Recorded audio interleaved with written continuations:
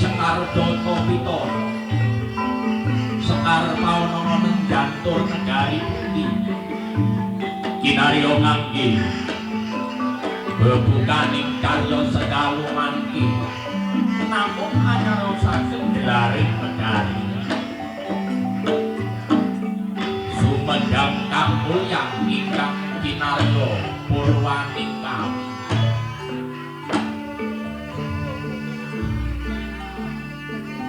Wah eko adi dosa Purwa Mindra Roder Sasra Bawana kaping 1. Wah araning wadah eko marang sawiji adili nuwih dosa 10 Purwa wiwitan minder ubeng Sasra sewu Bawana jagat sapta dununge pindu nadyan mindera sejagat ran sepramudipun upaya boten badhe angsal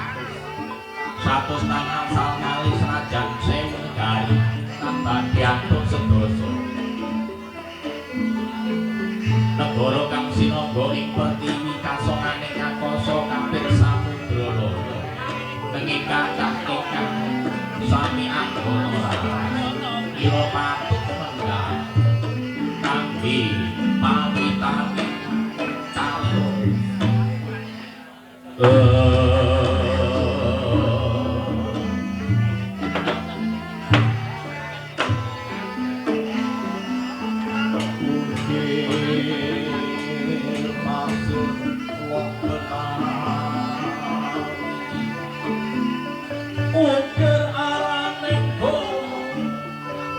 Pasir wedi Lorowo Benawi Bengawan Tondo yekti negari Sumedang kang mulyang swijining negari kang musmupuraken pagunungan ngiringaken pekebelan nengenaken prasabenan ngayunake samudra mampu bandaran gedhe ndedepaken pelayaran ageng dasar angsal siti pasir tanah padurunganing kita lebet panjang abujung lire panjang dawa pangucapaning budung luhur kawibawani gemah ripa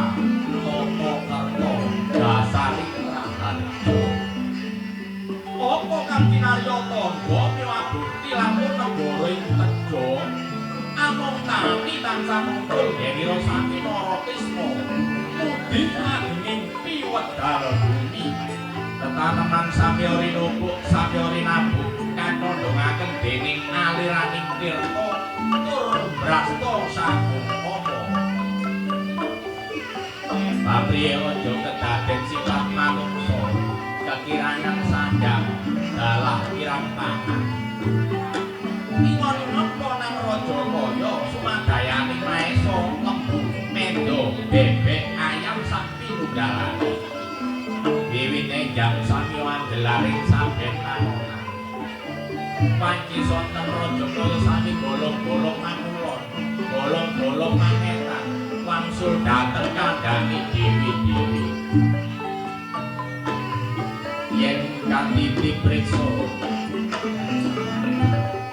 tinggal sewa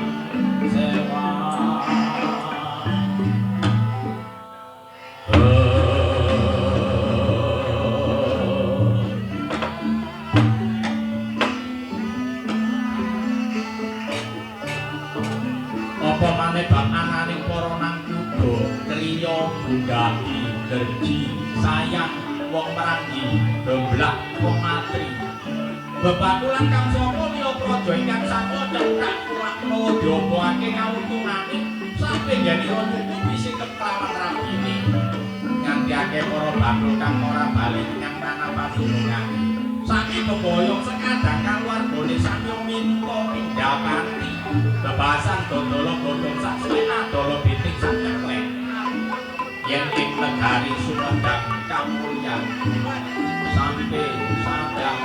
kelawan pangan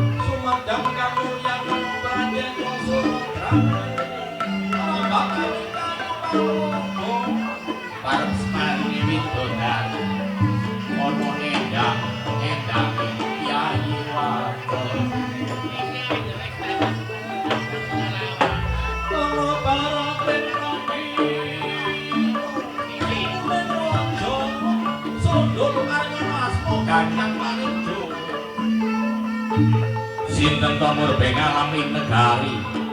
Sumedang kamulyan panjenengane jejulung ingkang kinasih Sang Mahaprabu Simang Pangkuang asmane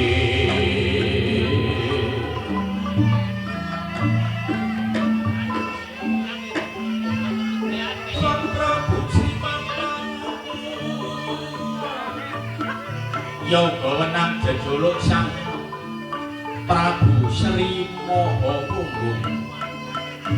ya Sang Prabu Suman pranyata kawontenaning Sang Prabu setunggaling ratu ingkang hambek mandita hambek sepuh tawa modok yenira udang elmu anggen tur kelakuan awit wiwit alit sampun gandrung kelawan kaweruh paribasan ngendika tanpa sukan mledhik tanpa mlayu alus tan kena jinumpuk kasar tan kena ginrayang ambek marsudi dateng rehning tata krama suwijining ratu ingkang anaguna miguna tanatos ngendheg gunaning jalmaya tur nindakno sapa beda dono denda luhur Sang Prabu tanatos andhap nanging boten kengkang kawulan. Ladene derma dermaning nata agung ing negari Sumedang kamulyan. Asring maring bunga dhateng kawula ingkang sami meluweh. Asung sandhang dhateng kawula ingkang sami kebudan.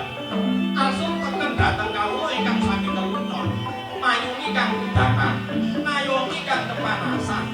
Bagi bingas agung kawula ingkang samya nandhang susah. Usadane kang sakit mulyakaken ingkang pejah pramila to lenggah gilunggono lelabuhaning ratu yaring jajan kaya-kaya sak ratu tanpa medhot pedote pramila anglersi dinten sukra pekenan ngasih panjenengane Sang Prabu miyos sing niwaka wonten ing Sitinggil Babin Pinurata pinarak gapar pinate mawa retna pinalipit sarung kencana lemeh babut pramodani Cinandra ing Wida Jebat Kasturi Sinebaran sari-sari wondene kanan kerira Sang Prabu den apit kelawan Suntis kembaran ingkang samya nyangking upacara kepraboning pasiwing niwakan nangken payung agung aruna payung agung tunggul naga banyak dalang salunggaling banyak dalang warta sejati gluduk mas gluduk paling tren tapi wonten ing kamang kerira Sang Prabu sinten to ingkang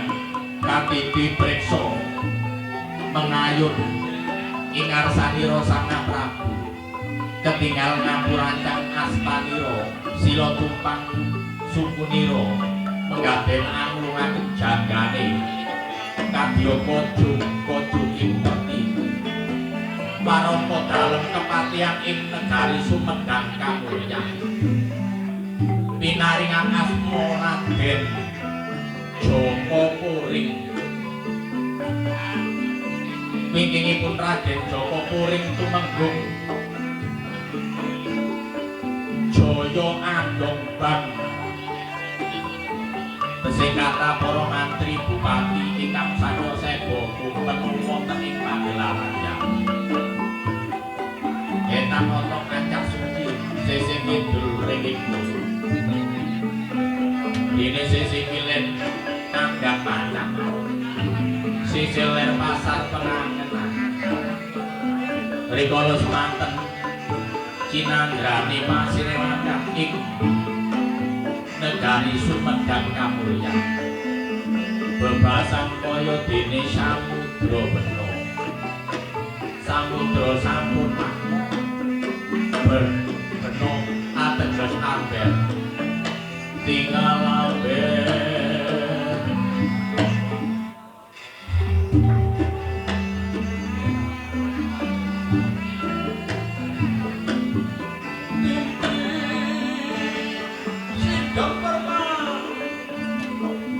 datang ana sabawaning walang alis senajan toron-toronan datang obah samirana datang lumampah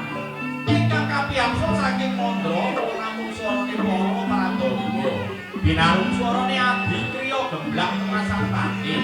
ingkang samya nambut karya ana teka pating calengkling ana teka pating calengkung tinggal karya madya datang ana kawontenaning jalma kang matur ngendika sekecap-kecap negari Sumedang kamulyan gedhe wiyana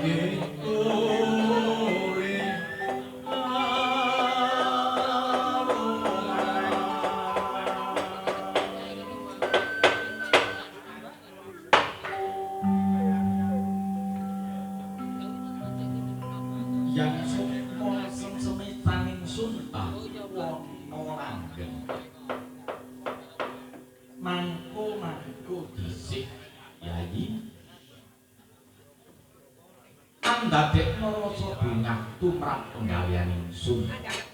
Yayi Joko Kuring apa marane nganti semono kahanan iku ora liya jeneng ingsun dupi naniti ambering para kawula luwih-luwih manira ningani swapara Yayi mula aja ndadekno kageting penggalian kowe tak piji ono madyaning widuan panuwanti kaya parang Yayi sowan para ngersani ingsun rakya padha kanthi raharja bagya sapraptaka nuwun kasinggihan dawuh saderenge rumentah dawuh paduka dhateng ingkang abdi sih panakrami sampun cinadong tangan kekalih kawulingga ing Wedaya kula mijil dhateng pucak ing ritma kenapa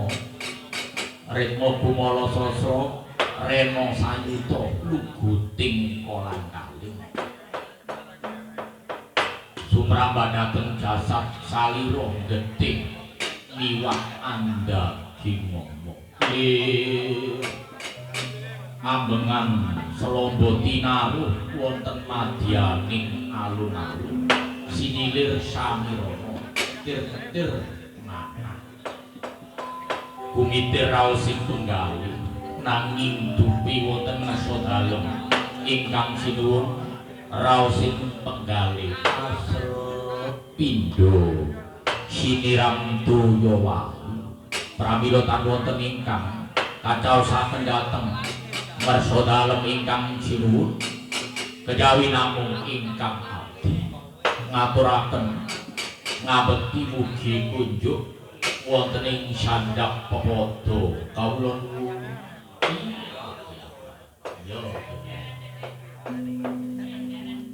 banget panarimanipun kakang jabaning sapa iku kepenakno anggen para lelungguhan luwih dhisik manira asta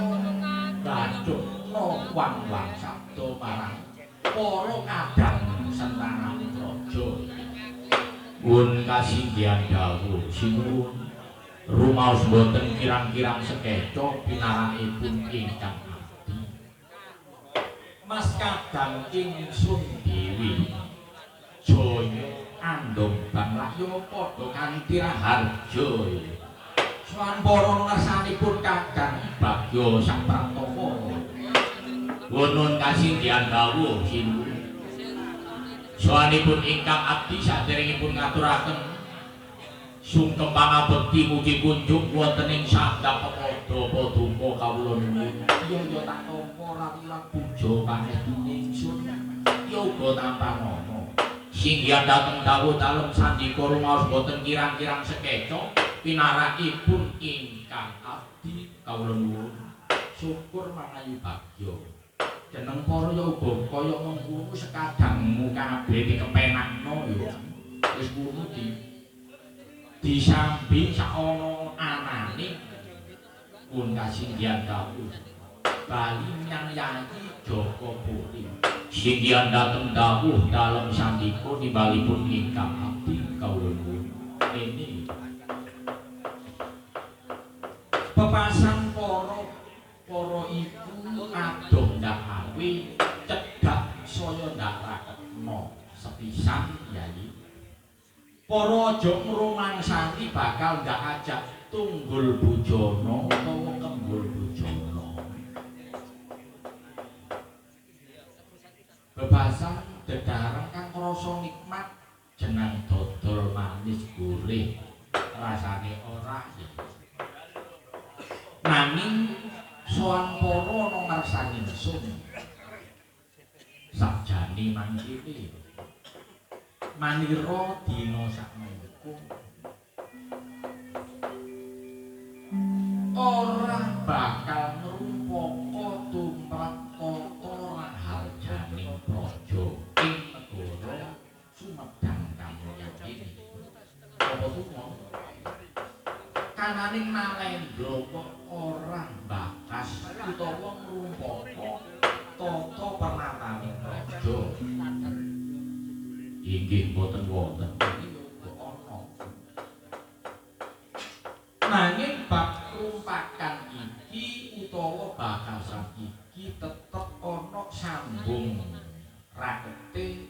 gandeng rentengi marang tata pernataning negara inggih wedinipun kados pundi ini jek tumami iki kanane pasewakan agung iku ngrumpaka Superna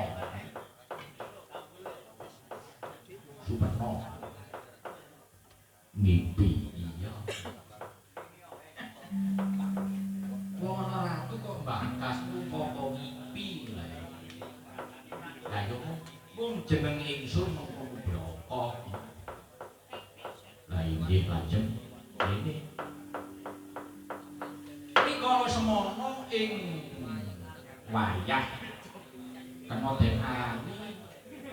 sepertelone wengi temen wengi nggih nawara luput iku ana dina anggara kasih mikala semono jeneng ingsun Puja Swantah nyuwun marang kersane Ganggar Bepati tumrap kecukupane kemakmurane negara Sumedang Kamulyan sing rupane yaiku kecukupan sandang kelawan pangan banjur jeneng ingsun Puja Swantah tegesing semek dicipta ana ing wayah ratri yaiku kancik wayah Titiyani Gandayani tak bajukna ana ing wayah Puspatajem ing kono kaya-kaya para Jawata menehi sasmita marang jeneng ingsun inggih rupinipun menapa sinuwun rupane yaiku sastra utawa sasmita iki unine siman panukuwan lamun jeneng sira karsa duweni gegayuhan cukupe sandang kelawan pangan negara Sumedang Kamulyan ora bakal suwe saka dening 40 dina wiwit dina sakmengko yaiku kang kena den arani dina Anggara Kasih utawa Selasa Kliwon iku bakale ana kanugrahan tumurun ana ing negara Sumedang Kamulyan Nanging kanugrahan iki kudu ana wadahe, tegese kudu ana saranane.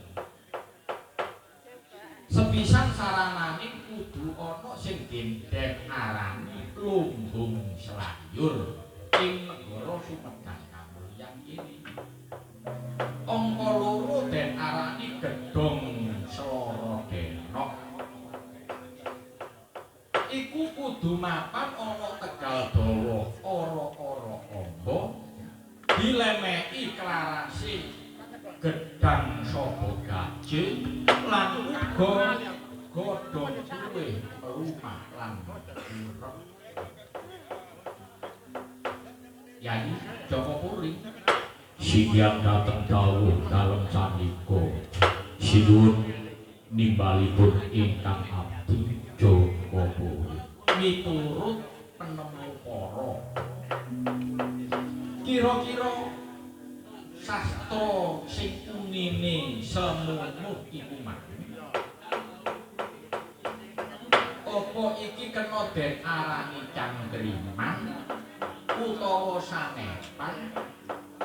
apa wujud kasunyatane menika sinuwun ingkang abdi derek nyumerepi langkung-langkung tumrap kawontenaning kaweruh kuna pun ingkang abdi menika nuwun gung ing pangarsan boten wantun wicanten ingkang neka-neka wonten ing ngarsa dalem ingkang sinuwun. Koko Prabu iya pun kakang yo semono uga kaya ngene. Dewi cilik anggonku gula mentah marang diri pribadi. Nasuh kaweruh mudang ilmu andhan tur kelakuan bebasane. Kupi sastra sing kaya mangkono iku kaya-kaya jeneng ingsun dhewe iki durung mangerteni. Kula wis masa budaya. Tumrape pun kakang wis masa budaya. Masa kok para Jawata, masa kok para leluhur sing mbabah negara Sumedang Kamulyan iki ora ngerteni, ora nata alake. Mula wis ngene, dina sampun dak putusna ya Yayi Joko Puri. Getakno para sentananing praja, para kawula alit nganti para sentananing praja guyub rukun metu ana ing sakjabaning kraton. Ayo bebarengan sayek saeka praya bangun negara. Wujude nata sing den arani yaiku Tegal Dawa ora-ora amba. Ayo dicepakno sing den arani lumbung selayur lan uga gedhong Seloro Denok. Wujud kasunyatane ayo gawe lumbung lan sak pinunggalane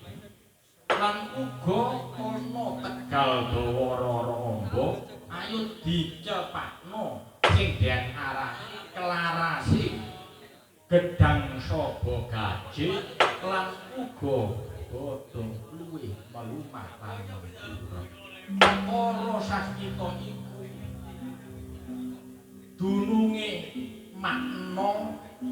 lan kasunyatane wis mbuh pun kakang ora ngerti. Butune nek pun kakang iki mung siji. Iki dawuhe Eyang Rikala Semana. Wong urip bandane mung loro, siji wani, loro akas nrimo. Ayo bebarengan sayek saeka praya bangun negara Yayi kasinggihan dawuh sinuwun. Paripurna sabdane Sang Prabu Simantan Kuwan ngebutaken setangan sutra Dewangga lumebeng wonten ing sanggar Pamuja Brata Hiyu.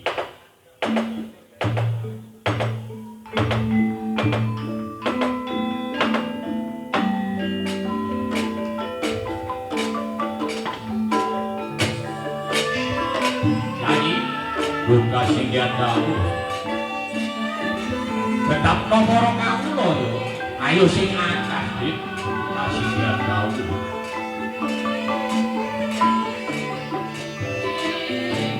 tak lewati uga swasta marang Gusti Kang Amung Amerika Selatan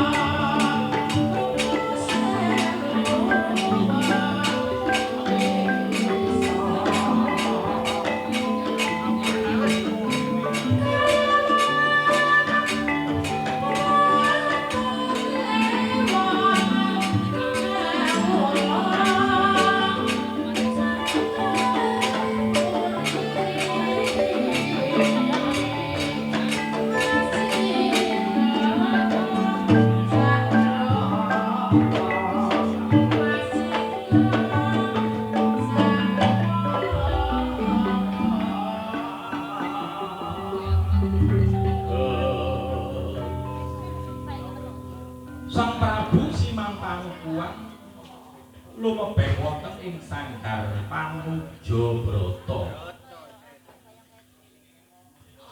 Lukar busana keprabon ngrasuk busana kapandhetan. Kendel wonten ing panti busana. Salajengipun lumebeng wonten ing Sanggar Pamujabrata. Mundhut dupa ratus miwah menyang madu sak mustaka liman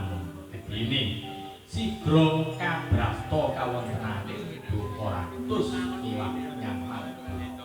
Nuwun dumateng Gusti Kang Amangkuwu supados kasembatan napa ingkang dadosaken telenging sedya.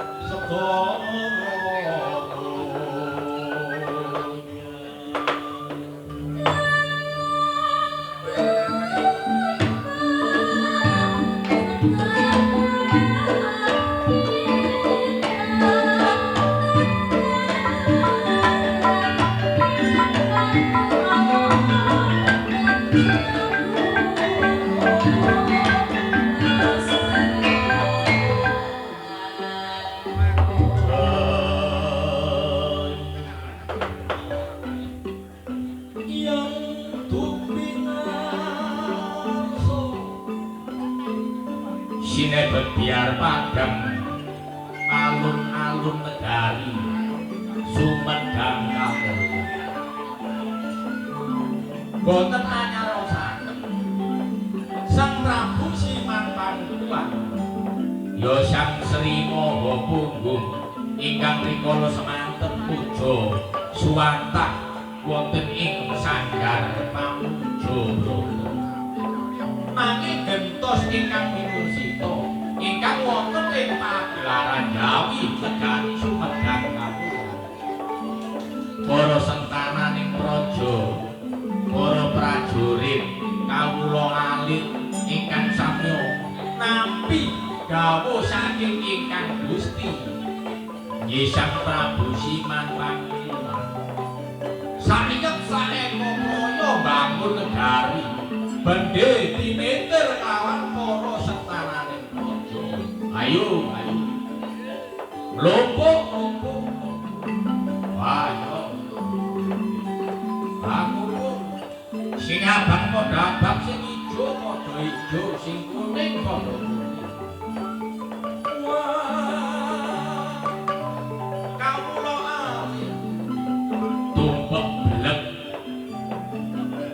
sayep saeko praya bangun negari sumedang kamulyan